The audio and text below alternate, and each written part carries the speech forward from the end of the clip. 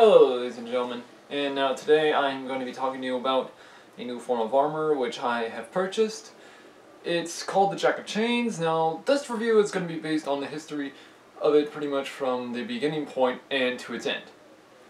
Now, the material that most of the time this is made out of would have actually been what they call junk metal. Which, junk metal wasn't the type of metal you want to technically put onto a medieval knight. But what some people actually did have before was actually, well, to pretty much put it upon their armor. Such as, say, if they got chainmail armor, the next thing you know, the Jack of Chains comes in and adds double the protection. The only problem about these things, though, was that it had a major problem in the manufacturing detail. Like, not a lot of people bought these, seeing as though they were crappy, but actually, if you had to go in the battlefield, such as, say, like in the Battle of Agincourt, or some battle during the time of the 100 Years' War, because these came out sometime in the I had to say late medieval age, and this is like during the time of the 100 Years' War, midway in the 100 Years' War, in which, in doing so, these things also saw action during the Renaissance, or short-managed Renaissance. Now, the company I bought this from is Medieval Collectibles, but I have also seen them sell this type of armor also in kaswords.com, as well this, as I think, if I remember correctly, even Cult of Athena, and many other type of stores. Now, the Jack of Chains I bought, though, is technically based from the company of Epic Armory. Now, I hear you guys, oh, come on, Templar, it's LARP armor. Here's the thing, though. It actually works pretty well. In fact, because, as I said, it's junk metal, but junk metal was known to be a little bit stronger if it was denser in the process. So, in other words, if I actually made the thing thicker, such as here, it would technically be a lot stronger. But if it was thinner here, then it'd be weaker and bend even more. But the thickness in the process made it stronger in so many ways. Now, though, this would go from the top shoulder area and technically continue down till it reaches my arm right here. Now, though, you guys might also want to know, how much did something like this cost? Well, it was under half the price of plate armor that you might see a medieval knight wear during the late medieval age. Because people think of, for example, say, a late medieval armor that was used on a medieval knight during the time of the 14th and 15th century. Here's the thing, a foot soldier would have worn something like this. A knight, not so much. Now, though, when medieval knights still had chainmail, it's stated that technically they weren't able to actually get their full plate armor that would technically derive later on. But this was technically their first form of armor. And as soon as a medieval knight got their plate armor of the modern day, or, well, not modern day, but you know what I mean. As soon as they got a different form of plate armor, they switched it and technically sold these to foot soldiers, sergeant-at-arms, or whatever. Now, I'm just going to use a modern ranking, and these would technically go from, say, a private to a low-class lieutenant. But still, it actually worked very well, especially here in the shoulder area. And as well, I've even seen some anime even have this on there, which you don't see that much, actually, in anime, but technically, this is a type of anime that pretty much people know. It's Berserk, and including, if I remember correctly, Maria the Virgin Witch, which you see this type of armor in the armor that's used by, I can't remember his name so well, but I do know that he was a mercenary, probably a sergeant, in which, technically, here's the pauldron area, and here's technically the rest of the forearm. Now, here's the thing, though. this is technically a mixture type armor.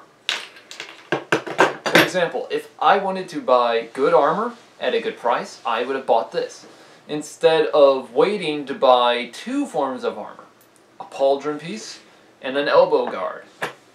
Because that's technically what these two are in the process, because they protect these two joints of my arm.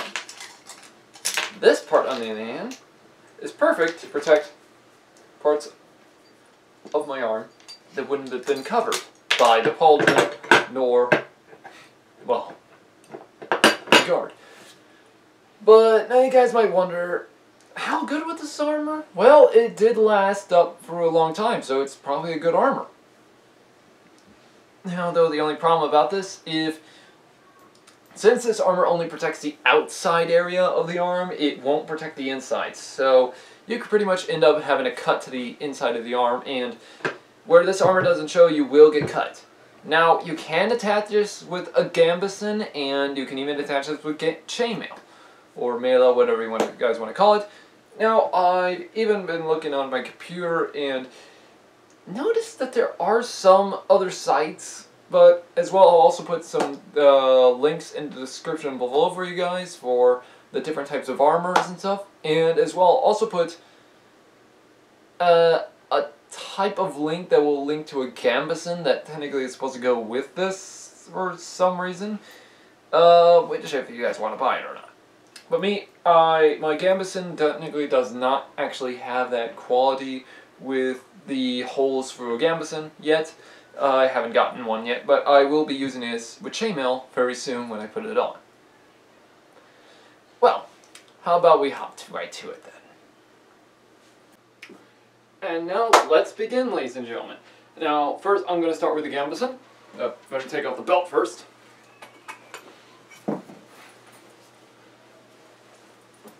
As soon as I put on the gambeson, pretty much I got an added part of armor that helps out whenever I wear it. And yes, if you guys are wondering about the tunic, yes, sometimes tunics were made like this in some cultures. For some apparent reasons are still left unknown. Okay, now I have to go for the chainmail. The reason I just keep calling it chainmail for you guys is because some people don't understand what I might say if I say mail or mesh or something like that. You know what I mean. Because I'm sorry, a lot of you guys might have gotten the confusing part, because in different cultures and in different parts of the US and places like that, pretty much people get confused on the armor and such.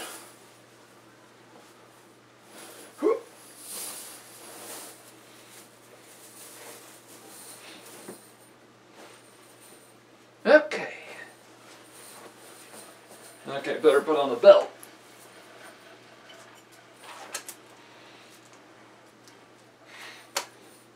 Okay, now for the jack of chains. Okay, now the way I can tell which one goes to which is actually by this little breech opening here, in which this tells me that this is one's on the right, because my elbow goes this way. And so with this. Okay. Now what I gotta do is pretty much unstrap these. This is probably gonna take a while.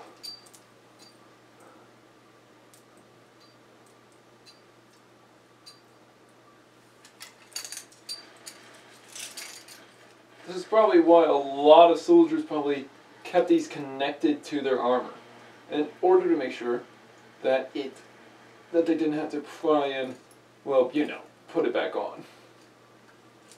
Especially if they were about to go to battle, or if somebody was attacking their campsite.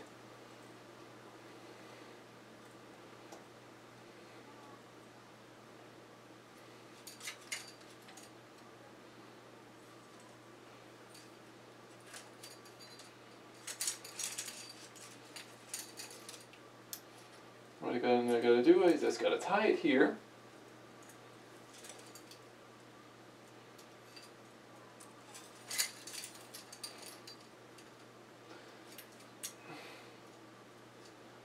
Because what some people did actually, when they got a gambeson or chainmail is that they made sure that it had to, well, already be tied on. Because doing this all by yourself is not fun, I have to tell you.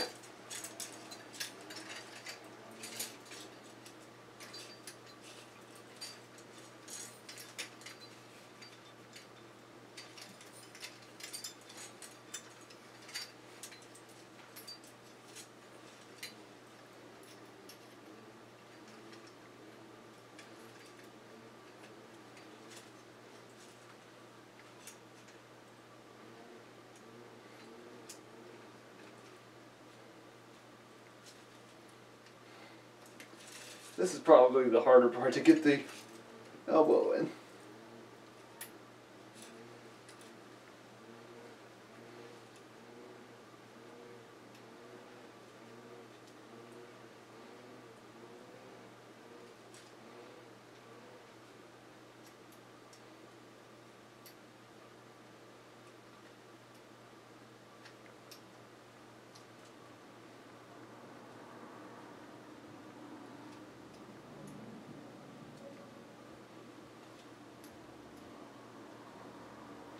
But if you guys are also wondering, I'm only going to put on the one of them, because technically it's going to be a little difficult for me to do this.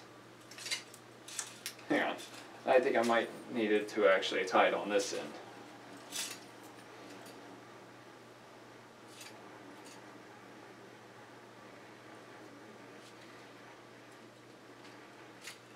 Damn, this thing's stuck. This is the problem with some armors, they're kind of difficult to place on.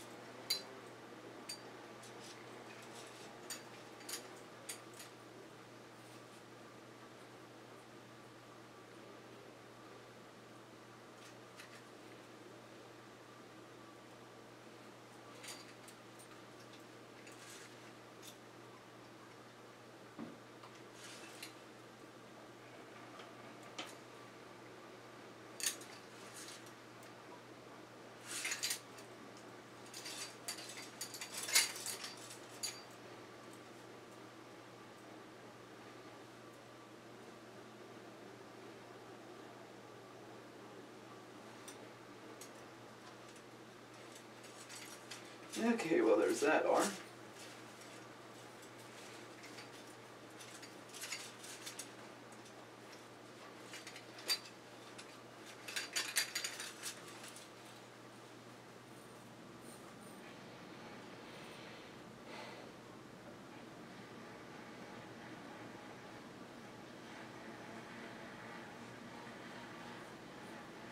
Normally, if I was wearing chainmail, this would have been, it would actually have to be a full sleeve, but since it's not, that's the problem.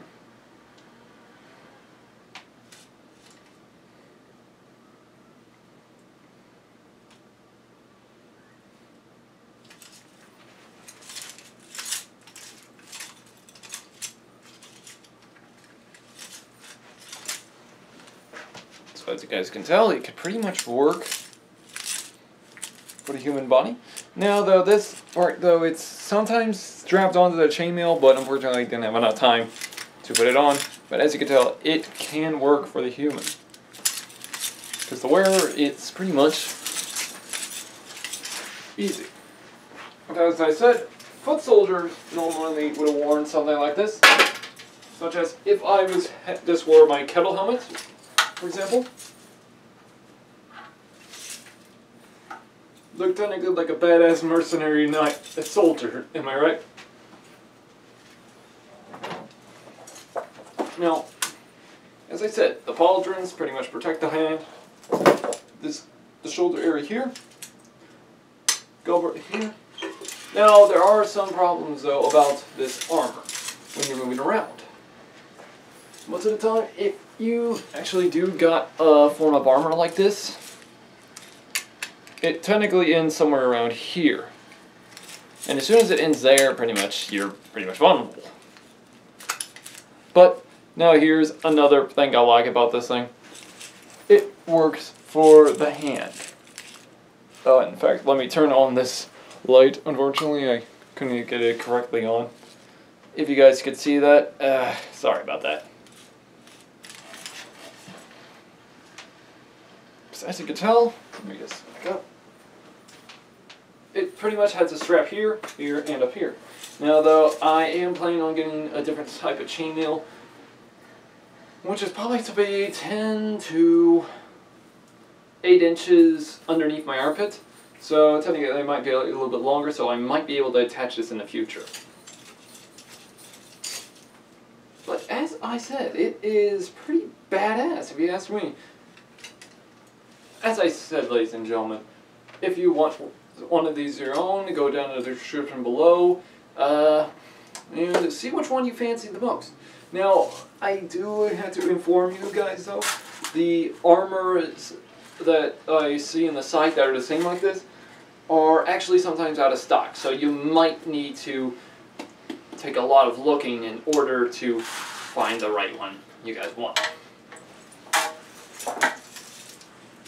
Well, ladies and gentlemen, I hope you liked this video. If you did, press that like button. Please subscribe, and also put in the comments on what else you want me to talk about this type of armor, and where it was, and so on and so on. Anyways, ladies and gentlemen, have a good day.